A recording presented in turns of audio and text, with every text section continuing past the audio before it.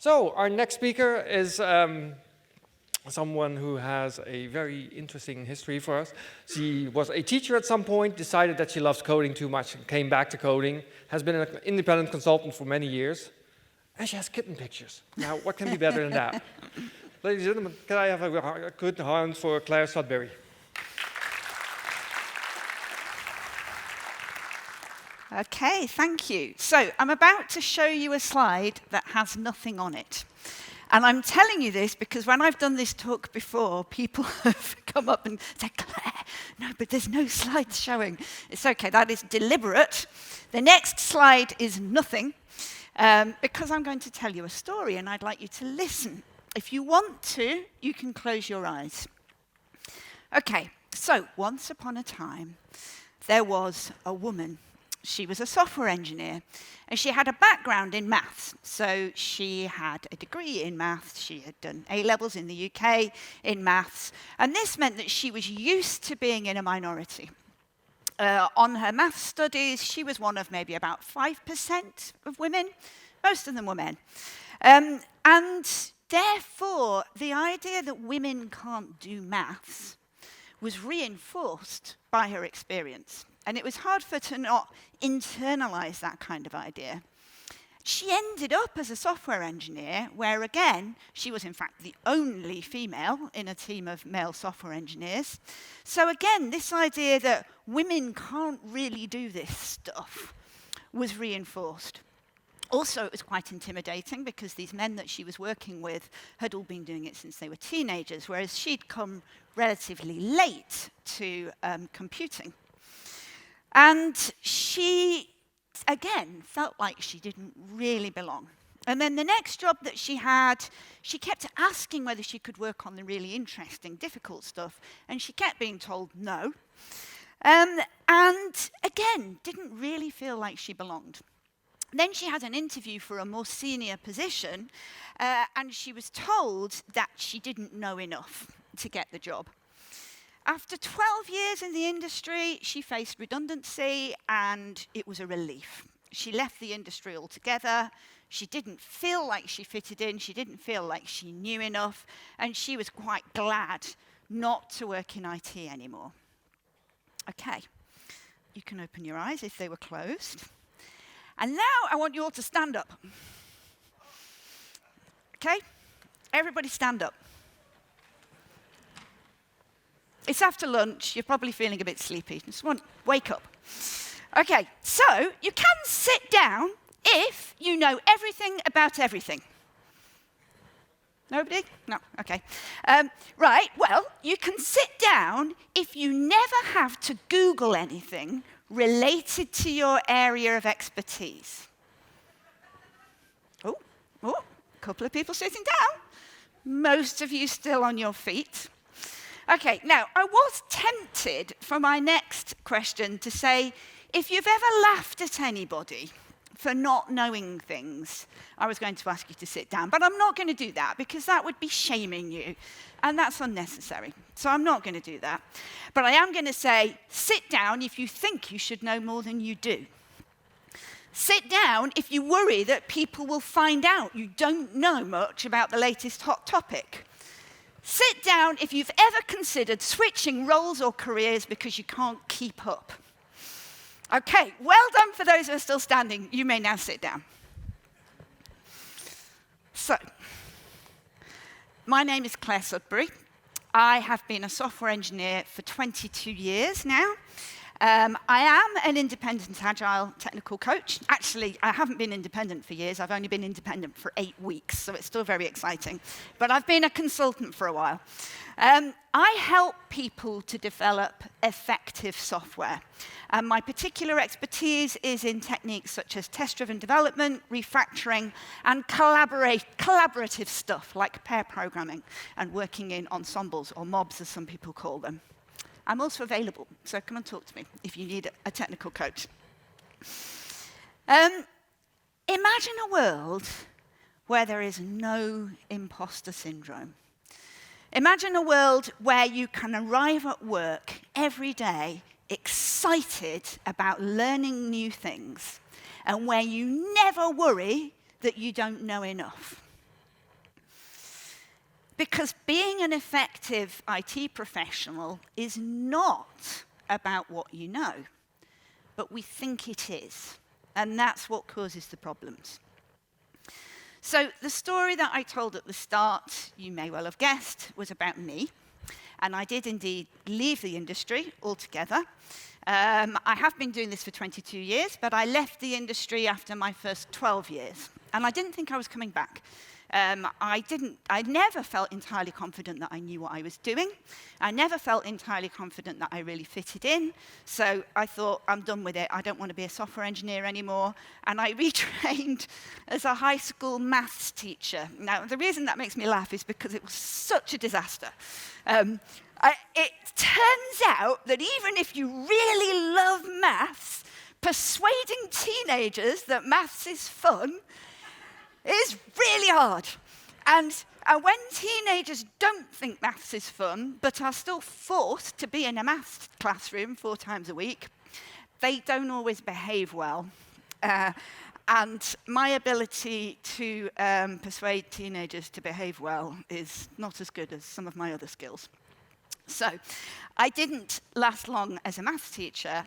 I came back into the industry. But let's talk about when I left. I left the industry because I felt inadequate. But why did I feel inadequate, and what did I feel inadequate about? Well, I was always feeling stupid. I don't actually think I am stupid, but it's incredibly easy to feel stupid. I never felt like I knew as much as everybody else, and that's why I left the industry. Now, when I came back into the industry, I was able to make a few changes, and I'll talk about those, and I'll talk about why I now enjoy my job, even though I still feel stupid. So even though there are loads of things that I don't know, I have found ways of making my peace with that. And now, as well as technical coaching, I also run training courses, boot camps, and workshops, which means I'm very aware of how often everybody else feels stupid. In previous roles, I've also noticed how my colleagues, my direct reports, and my mentees also often feel stupid. And I've noticed some behaviors that I think contribute to that. So what I'm going to do is I'm going to run through some of those behaviors. I'm going to talk about their impacts, and I'm going to talk about some of the ways that we might be able to do things differently. So these are the things that I'm going to talk about. I'm going to talk about the fact that we quite often judge one another. I'm going to talk about when we laugh at one another. I'm going to talk about what happens when we talk in jargon. I'm going to talk about often people's reluctance to train up junior engineers. I'm going to talk about gatekeeping into the industry. I'm going to talk about the idea of rock star developers. I'm going to talk about the idea that when we feel like everybody else knows more than us, I'm going to talk about what happens when we hide our own ignorance. I'm going to talk about the idea that seniors and leads should know more than everybody else. And I'm going to talk about the fact that the tech is the hardest part, or is it? So first of all, I'm going to talk about this idea of talking negatively about others. Now, something that I have often heard people say after they've conducted an interview, so they'll have interviewed an engineer for a position, they come back into the room afterwards and they say things like, "Can you believe I just interviewed this developer and they didn't even know what was?" They could be anything. But people expressing incredulity that they've interviewed somebody who doesn't know about something that they think everybody should know. And then the other thing that I've often heard people say is things like, "Wow, I've just discovered that one of my colleagues doesn't understand something, and I'm shocked about this." Now, that's the problem. That's what I think the problematic behavior is. So what is it? What is its impact? You could say the fact that the people they're talking about are not present in the room makes it all right. Because the people who are being judged don't necessarily know that they're being judged. But that doesn't prevent the impact that I'm going to talk about, is that everybody who does hear it will internalize it. And they'll think, I hope people aren't saying that about me. I'm now worried that people might say that about me. I'm now constantly going to be thinking about what I know, what ignorance I'm displaying, what knowledge I'm displaying, and whether people might be judging me. And people like me end up leaving the industry because they feel so inadequate all of the time. Another thing that the obvious impact of something like this is imposter syndrome, where people who are in roles that they have been promoted to, jobs that they have been given, that they've got on their own merits, but they're constantly worried that they've pulled the wool over people's eyes. The only reason they've got the job is because they've tricked people into thinking that they know more than they do, and they're worried that they're going to find out because they don't know as much as they think they're supposed to know, and people are going to be judging them for it. So, and I'd like you to just have a bit of a think about, have you ever worried about being found out for not knowing things that you think you're supposed to know? And chances are a lot of you will have done. And if most of us feel like that, then it's ridiculous. So what's the solution? Well, first of all, try not to say those things about people. Just because they can't hear you doesn't mean that other people aren't listening and internalizing. Okay, so the next one is laughing at people. Laughing or sneering at people who don't know things that you think they should know. So this is closely related to the other one. But this, the net gets widened here. So we're not just talking about colleagues. A really common one is for us to tell funny stories about our mothers who weren't able to grasp a particular element of IT. It's a really easy joke to make. We have lots of fun telling these stories about how stupid our mothers are. But the fact is that until you know it, you don't know it. And if you think that people are going to laugh at you, that is a disincentive to try and find out about something or learn how to do something. Because if you think that even by asking for help, you're going to cause derision and laughter, then you're not going to ask for help. So the impact is that people don't want to engage with anything to do with computers because they worry that they're going to get laughed at. What it means is that it's very hard to recruit sometimes. So the number of people who think that IT is an attractive career is significantly less than it might be because they think they won't know how to do it and they'll get laughed at. It's also hard, it can be hard to get good user data when you're trying to do user research because people don't want to engage because they're worried that they will display their ignorance. They don't want to be honest about how hard they sometimes find it to engage with various bits of software because they think they might be laughed at. So what's the solution? The solution is simply to have empathy.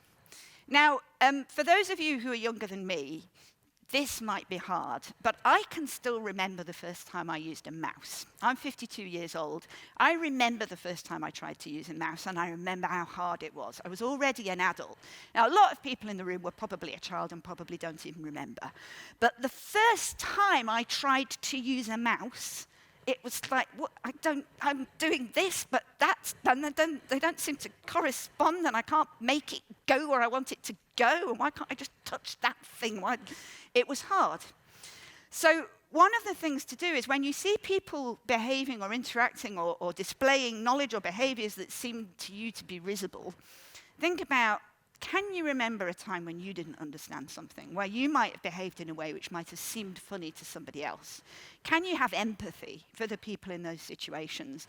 And can you think about what an incredibly soul-destroying experience it is for you to try something and then have people laugh at you for it? Okay, so the next one is talking in jargon. I'm going to show you another black slide. Don't worry, it's not a technical fault, because I'm going to tell you another little story. So, imagine the scenario. I've just walked into a meeting, but I'm late, sorry. I'm like, okay, sorry I'm late. And they say, it's fine. We were just talking about the ARM processor. And I say, right, right, yes, of course. But I'm thinking, oh no, hang on, ARM, what's that? I think I've heard of it before. I can't remember what it is. Meanwhile, they've said a bunch of other stuff that I haven't even heard because I'm still thinking, oh God, I can't remember what this thing is. And eventually I fess up. I say, look, I'm sorry. I've forgotten what ARM stands for. And then somebody says, articulated retention matriculation. At which point I'm thinking, oh God, okay, no, no idea. But now I don't want to ask again because I already feel exposed. And then somebody says, though really, we should be considering the AMRM at this point. And I'm like, oh no, what does AMRM stand for? Well, that's the articulated meta-retention matriculation. It's all in the document. Weren't you hired for your expertise in this area? And I'm thinking, meta, oh God, I just know that whenever things get meta, it all gets much more complicated. So what's happened here is I have struggled to follow anything. I felt bad about asking what's going on. I haven't understood the terminology that's being used. And I haven't met with sympathy when I've asked for clarification. The impact of using language that people might not understand is that colleagues will often struggle to understand you, but they won't tell you that. They will pretend that they do understand what you're talking about. And I've lost count of the number of times when I've witnessed a conversation and I've thought, I'm pretty sure that neither of those people understand what the other person is saying, but they're just pretending they do and just steaming forward regardless. And you get these weird vicious cycles where everybody is using obfuscatory language to protect themselves, to make themselves look good, and nobody is admitting that they don't understand what the other people are saying. And then it kind of snowballs. And the other thing that can happen is when you finally do understand what everybody's talking about. So for instance, you join a new company, new domain, you don't know it. At first you don't understand what anybody's talking about, but eventually you learn all the terms and all the acronyms and all the abbreviations, and you start using them too, because it's great, I know what I'm talking about now. And what you're doing is you're pulling the ladder up behind you, because what you're not noticing is the other person who arrived after you did is now struggling to understand what you say, but you're so busy feeling great about the fact that you can use the language too, that you're not necessarily paying attention to how it impacts other people. And there's a very simple solution to this. There are a couple, actually. The first one is, if you think there's any chance that people might not know what you're talking about, explain your terms. It doesn't take long. Some acronyms actually say longer to say than the things that they stand for. So if you think there's any question that people might, explain. But also, just make it clear that people can ask. Make it absolutely, make sure that everybody knows that if there's anything they don't understand, they can ask. Check whether people understand. And model that behavior by whenever there's anything that you don't understand, any terms that people are using, ask people to explain them. And ask confidently, like, why wouldn't you? And remember that, and make sure that everybody knows, remind people that when you're working as a team, you are less effective if you don't understand one another. So everybody benefits when one person asks for clarification, even if they're the only person that didn't understand, because if they don't understand, you're not going to be effective. But chances are they're not the only person. Okay, so that's talking in jargon. Another problem is being reluctant to train juniors. Now, this stems from this idea that we need everybody on the team to be up to speed. We need them to know what's going on, and we don't want to be slowed down by having to explain everything. We want everybody to know everything, and we don't want to have to tell anybody anything. And this is really common, that people will say, oh, I can't have a junior on my team at the moment because I don't have the time to train them. So what's the impact? Well, I mean, the really simple one is a skills shortage, that actually most companies struggle to recruit people who are experienced. And it's quite hard to get into the industry because you need experience, and you can't get experience because nobody wants to train juniors. So that's one impact. And another impact is that when you do get juniors, because they hear people saying these things, they feel really insecure. They're really worried that they're slowing you down. And if they're worried that they're slowing you down, they're not going to ask for help, which means that they will actually move even more slowly. And they will actually drag the team down because they're not telling you that they don't understand what's going on. So what's the solution? I mean, the solution is to take juniors on, but I would like to make the case for having juniors in your team. And in fact, I would say more generally that whenever there is anything that you are resisting because you think it will slow you down, it's nearly always a thing that you absolutely should be doing. So we tend to favor speed over effectiveness. We tend to be in this terrible rush all the time, and we're not helped by stakeholders and business owners who are always in a rush. But actually, asking for time in most contexts is a good thing. So, for instance, I have a whole other talk about refactoring. Ask for time to refactor because it actually speeds you up in the long run. But for juniors, when you have somebody on your team who doesn't know the ropes and who needs help, it means that everybody on the team has to start explaining what they're doing. And actually, you find that everybody benefits from that. One of the reasons that everybody benefits is because actually, probably everybody doesn't know what's going on anyway. So having it explained is good for everyone. But also, when you have to explain something, it deepens your own knowledge. Quite often, when you try to explain something to somebody, you suddenly discover your own gaps. And that means that you can then go on a journey with the person that you're teaching, and you can learn together.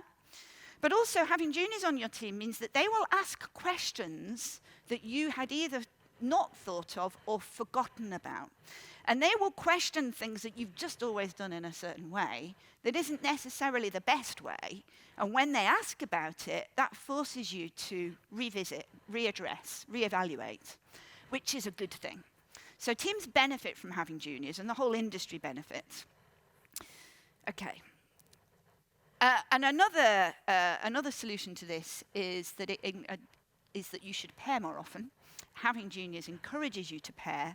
Pairing is a really, really effective way of developing software. Again, because it creates communication. It means that more than one person understands what's going on. And it tends to speed you up, because actually what you're doing is you're paying attention. You've got two people paying attention to what's going on, and a pair will stop you from going down a rabbit hole. And if that pair is a junior who is in an environment where they've been encouraged to question things, then quite often they will be the one that spots something odd that you're doing and questions it and pulls you back. Okay, so again, in the spirit of learning, I want to talk about the lucky 10,000. So when you're taking juniors on, what you're doing is you're celebrating learning. You're encouraging a culture of learning. You're saying, on this team, we like to learn. We like to learn together. We like to bring people on the journey with us. We like to help people learn.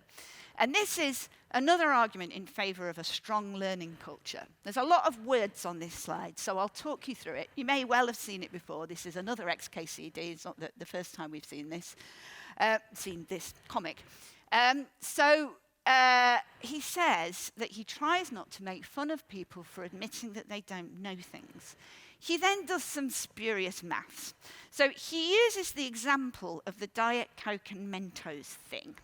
And for those that don't know, the Diet Coke and Mentos thing is when you take a Mento and you put it in a bottle of Diet Coke and a chemical reaction occurs. I'm not a chemist, I don't know what that is, but something happens and it goes whoosh. And it's pretty cool. It's quite exciting. But obviously, people aren't born with this knowledge. So everybody who knows about it must have learnt about it at some point. The spurious math is he says that he reckons everybody knows about it by the time they're 30, and based on the birth rate in America, he works out that there are 10,000 people a day who learn about the Diet Coke and Mentos thing. And then the point that he's making is, if you meet somebody who doesn't know about the Diet Coke and Mentos thing, there are two ways that you can react. One is with derision. Oh my God, have you been living under a rock? How can you not know about the the Diet Coke and Mentos thing. You're judging them, you're laughing at them, you're discouraging them from admitting when they don't know something.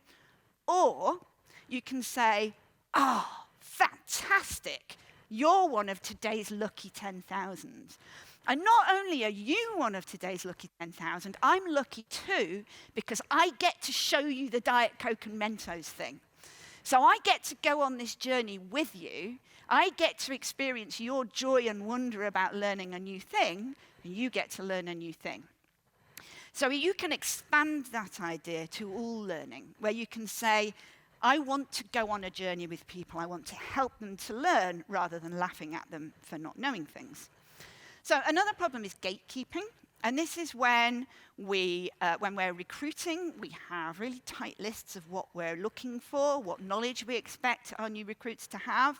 And if they don't know exactly the things that we say they should know, then we won't let them through the door. The impact of this is that we can't find the right people, because these unicorns don't exist. These people that have, and there are various stories of job specs that say you have to have 5 years of experience in a technology that's only existed for 2 years. But it doesn't actually help when you really, really narrowly define the knowledge that you expect your new recruits to have. The solution is to, instead of thinking about what they should know, instead of thinking about knowledge, think about aptitude and attitude.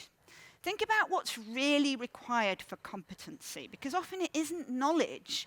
What it is attitude, the ability to learn, an eagerness to learn, the ability to be able to think about who to ask or where to look to find out new things, and the ability to pick up new skills quickly, because actually that's what we need in this industry. And knowing stuff is not the point. Being able to learn stuff is the really useful skill. Because the range of knowledge in our industry is very wide. It's very wide. So for those people who were there last night, you'll remember when we were learning about the Fountain of Youth. You weren't all there, so you'll have to ask people who were. But even the people in City Hall didn't know how the fountains in Elst worked. So just because somebody hasn't encountered the thing that you think they need to know doesn't mean they wouldn't be an asset.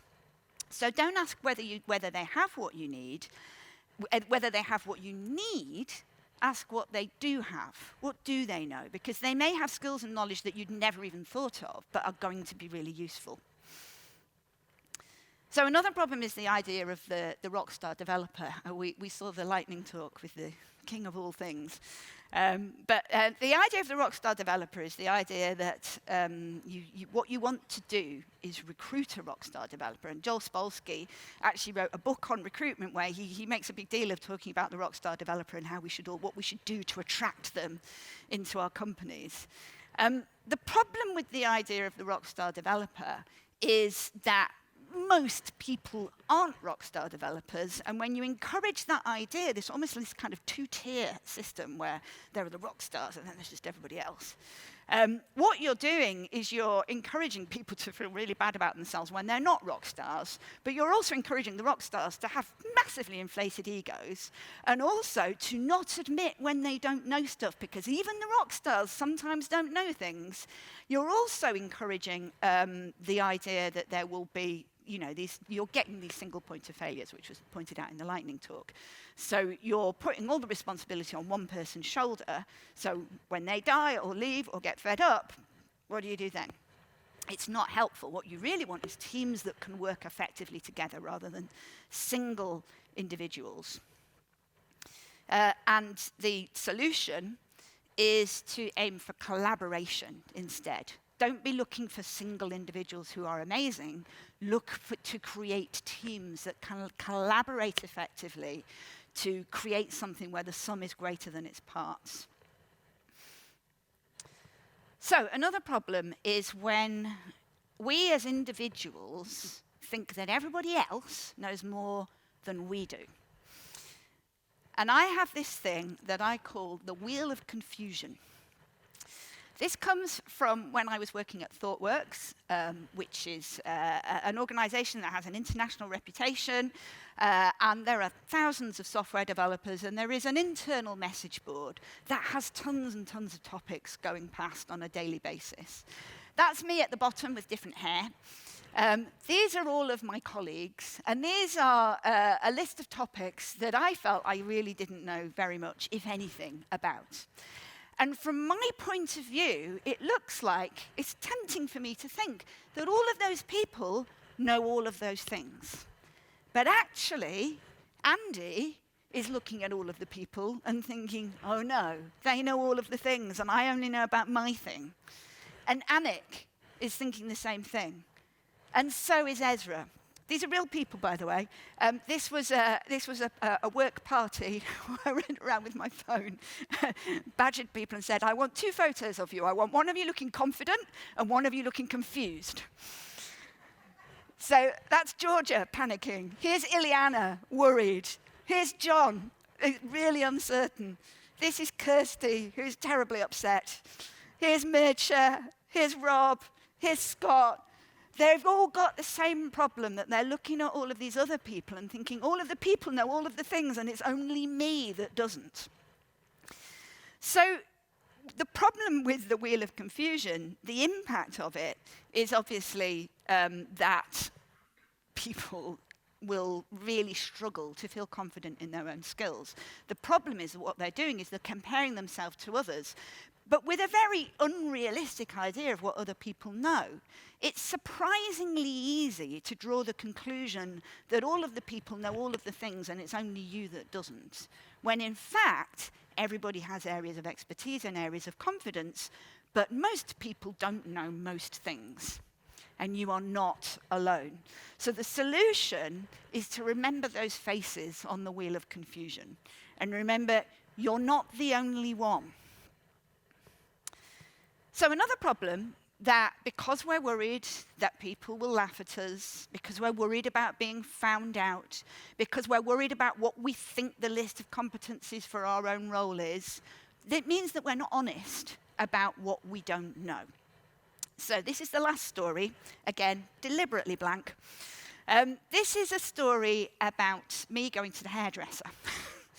So I was at the hairdresser, and this was when I had more hair, which is more complicated, which is why I no longer have so much hair. And the hairdresser asked me whether I had straighteners, because in order for me to maintain this beautiful creation, I was going to need straighteners. Straighteners are a thing. I mean, I don't have straighteners, but they're some kind of thing that allows you to make your hair straighter. But I said, yes, I do have straighteners, because it felt like that was the right answer. And the question was asked, it wasn't, oh, do you have straighteners? It was, you do have straighteners, don't you? And I said, yes, I have straighteners. I didn't have straighteners. And this is something that happens a lot, that people will pretend to know about things. And when they do that, it massively contributes to that feeling that they're an imposter. When you're telling people or allowing people to believe that you know about things that actually you don't really know about, then what happens is it limits you. It means that you can't learn. Now that you've pretended you know it, how are you going to ask people about it? How are you going to find out about it during work time? You're now going to have to do a bunch of extra work, or you're going to have to hide the fact that you're doing work. You're going to have to lie about what you're doing. This is not a good feeling. This is not a way to build effective teams. So the solution, and it's a really simple one, but a really, really powerful one, and if you remember nothing else, remember this: asking questions is incredibly important. And it's kind of obvious. I mean, you maybe think, well, yeah, of course. But does that mean you do it?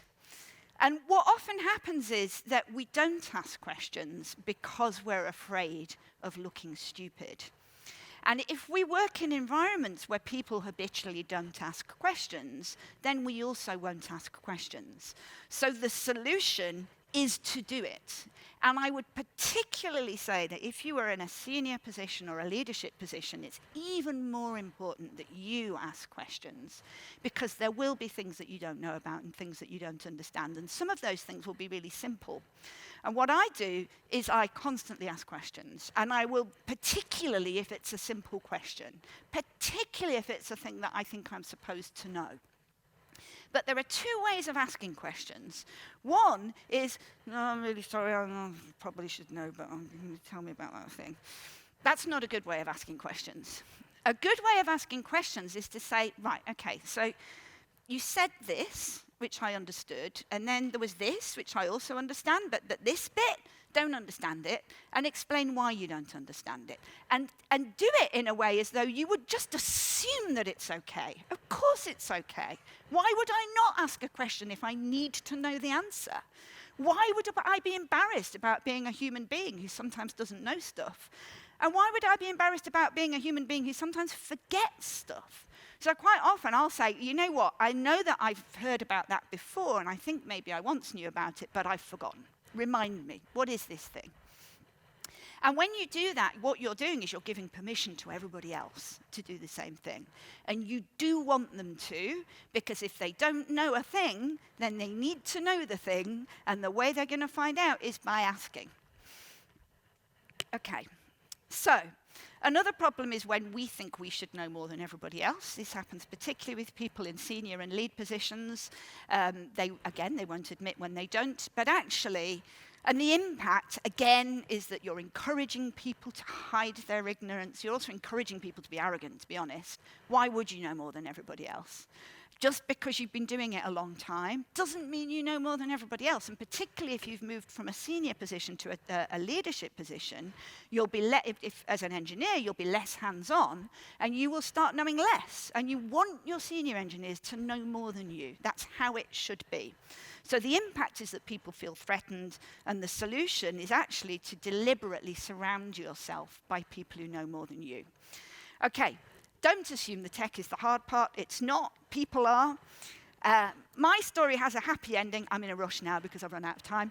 My story has a happy ending, which is that by embracing ignorance, by embracing learning, by confidently asking questions, what I discovered is that people respected me instead of judging me, and I now enjoy my job much better, and I can be honest about when I don't know things. And finally, I want to present to you the Stupidity Manifesto. Now, I haven't got round to actually sharing this in a way that means that people can sign up to it, but it's on my to-do list. But for now, I'm just showing it to you. So my manifesto says, let's have an explicit policy of curiosity towards all things. Let's encourage one another to shout out if we don't encourage curiosity. Let's all agree that we're going to encourage curiosity. And let's ask what people need to know rather than what they do know. Let's not judge people when their knowledge doesn't match ours. Let's give our colleagues every opportunity to learn and explore without risk of judgment or derision. Let's give new people a chance to show us what they can do rather than saying you need to do this.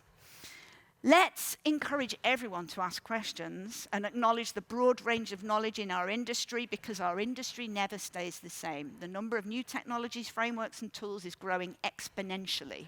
Nobody knows all the things, and nobody ever will. Also, remember that we all forget stuff. Lead by example and be honest when we're confused. Focus on aptitude rather than knowledge.